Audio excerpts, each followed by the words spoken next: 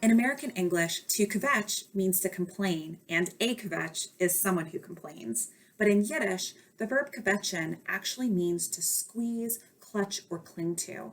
California Kvetchen is the title of my 300-page dissertation novel.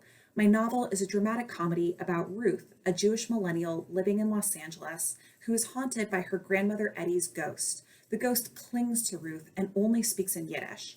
Ruth decides to learn Yiddish to communicate with the ghost. My novel was inspired by my experiences learning Yiddish. The summer 2020 graduate research fellowship that I received through the Humanities Institute enabled me to attend the Uriel Weinreich summer program in Yiddish language, literature, and culture. Due to the pandemic, my intensive classes were held entirely on Zoom. I read and discussed the works of numerous authors in Yiddish, including Jewish women writers, ranging from Glickl of Hamelin to Bluma Lempel. These courses improved my Yiddish language skills, so I'm now able to more quickly translate primary materials, including my family's archive of Yiddish letters. I gained access to YIVO's and the Yiddish Book Center's virtual resources as well. My experiences through this summer program are best captured in the following chapter from my dissertation novel called YouTube Yiddish, in which Ruth describes learning Yiddish. Here's an excerpt. To help with my Yiddish comprehension, I've started watching YouTube videos of yoga in Yiddish. The instructor, Gnendel, teaches these classes from her carpeted living room in Buenos Aires.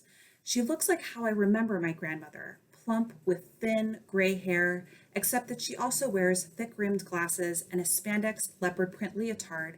She shouts out commands such as, a Rhine Ottoman, breathe in, and a Roy's Ottoman, breathe out. I imagine that if one of my neighbors overheard a class, they might just think this teacher was obsessed with furniture. So many Ottomans. Gnendel looks straight into the camera and tells me in Yiddish to prepare for downward dog or Hund, which makes me think of a medieval hound. Then she shouts, Aroy's Tukus. My butt goes up into the air. The class is most helpful for learning about different parts of the body.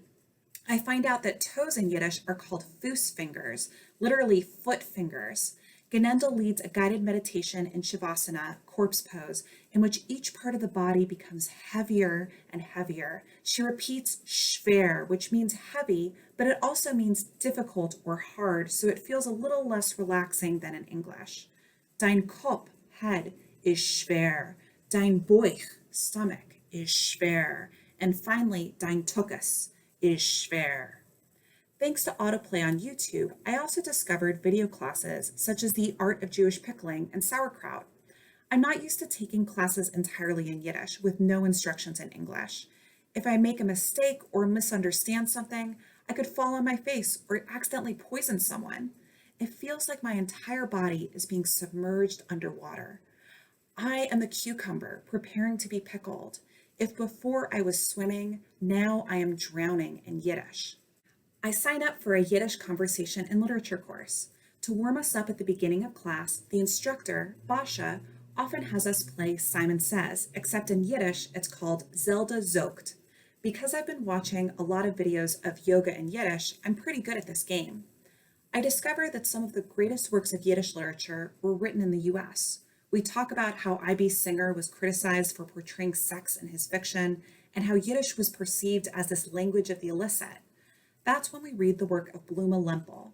There's a misconception that men can write dirtier work than women, while Lempel's work would have made Singer blush.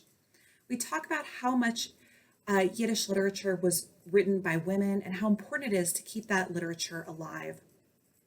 A woman named Zlata in Yiddish, Nancy in English, says that she recently had dinner with a man who insisted that Jewish women didn't write at all before the late 20th century. I went ballistic, she says. Oi, another student mutters under her breath. Hadn't he heard about Emma Lazarus? You know, that little poem on the Statue of Liberty? Zlata adds, well, not just that, Grace Aguilar was writing a generation before her. It's not that women didn't write. Women weren't often published, and the women writers who were published weren't often taught or anthologized by men.